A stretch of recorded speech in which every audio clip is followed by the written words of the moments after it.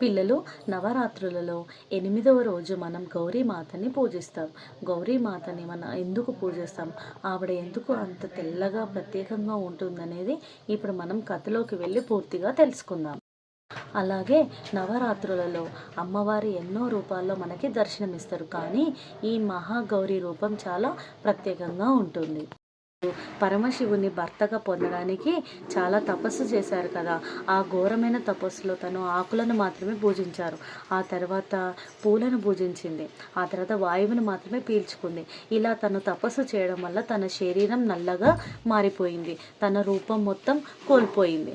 అప్పుడు పరమశివుడు ప్రత్యక్షమై తనకి ఒక వరం ఇచ్చాడు. తనకి పరిశుభ్రత మరియు తన శరీరం తెల్లగా మారే విధంగా తనకి వరం ఇచ్చాడు.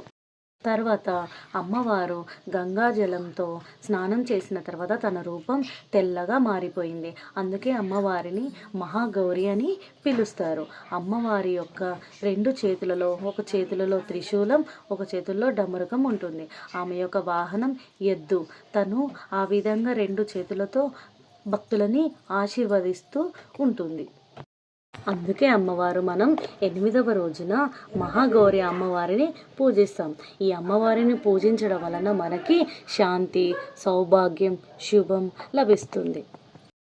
ఇప్పుడు మనం 8వ రోజున మహాగౌరి అమ్మవారి గురించి తెలుసుకున్నాం కదా.